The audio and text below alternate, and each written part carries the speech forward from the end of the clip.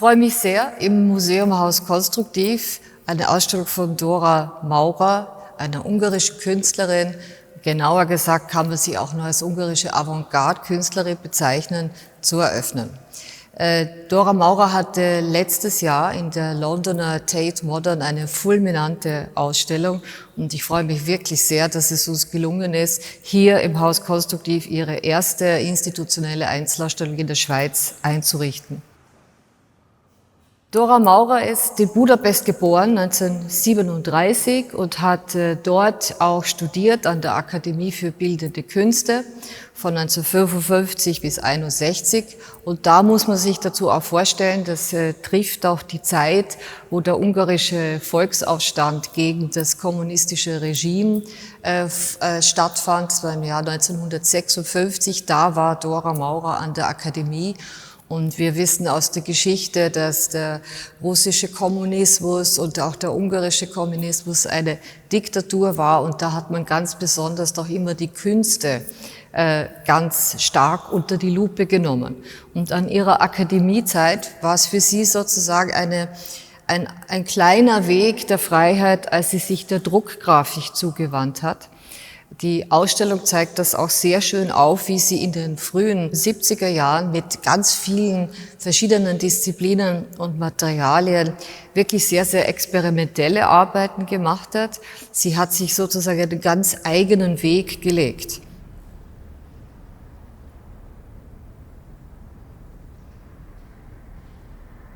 Wir haben ein tolles Werk in der Ausstellung, das nennt sich eine Pädotypie. Und wie das Wort schon sagt, Pedo für Pedes, also der Fuß, und die Typie, also für den Abdruck. Wir kennen das aus der Druckgrafik als eine Monotypie beispielsweise. Eine Monotypie ist ein einzelner Abdruck. Und Dora Maurer hat in der Pädotypie sozusagen mit den Füßen eine Monotypie geschaffen, einen einzelnen Abdruck geschaffen. Das ist so ein Beispiel für ein ganz besonderes Verhältnis zu der Druckgrafik, wo quasi alles, was man so klassisch aus der Druckgrafik kennt, gerade neu untersucht wurde, neu Parameter aufgestellt wurde und neu gedacht wurde. Sie hat sehr viel auch mit Fotografie gearbeitet und mit Filmen. Die Ausstellung zeigt 5 ihrer Filme, wo man richtig sieht, wie dieses experimentelle Erforschen von Materialien auch stattfand. Das sind Filme, wo sie sich mit dem Ordnen von Dingen beschäftigt. Sie verwendet in ihren frühen Arbeiten auch viel Elemente aus der Natur. Wir sehen in der Ausstellung einige sogenannte Schautafeln. Beispielsweise eine Schautafel mit Sand und Stroh, über das sie ein Raster gelegt hat. Und mit diesem Raster haben wir eigentlich schon sehr schön etwas, was wir in der konkreten Kunst immer wieder finden. Wir haben sozusagen eine Struktur, eine Anordnung, ein Forschungsfeld, das mit den anderen Forschungsfeldern in Beziehung gesetzt wird. Ebenfalls erwähnen möchte ich noch eine Fotografie, wo man den Körper einer nackten Frau sieht, zunächst von hinten, und ganz langsam bewegt sich diese Frau, und Dora Maurer zeichnet immer die äußerste Linie dieses Körpers nach.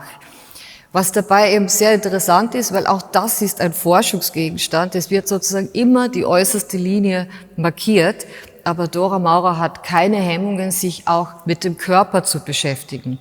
Und ich finde das sehr wesentlich in ihrer Kunst, auch zum Verständnis, wo die Malereien heute sind, dass sie sozusagen von dieser systematischen Erforschung von durchaus auch mathematischen Prinzipien, die man in der Ausstellung auch gut sehen kann, von der Natur, vom Körper, das alles, also im Großen und Ganzen das Leben mit hineinnimmt in ihre letztlich dann immer mathematisch werdenderen Arbeiten.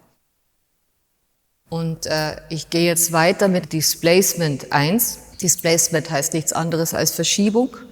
Das ist eine Zeichnung, wo sie 8 Farbfelder anlegt, und jedes dieser Farbfelder besteht aus 5 mal 5 rechteckigen Einheiten, also 5 horizontal, 5 vertikal.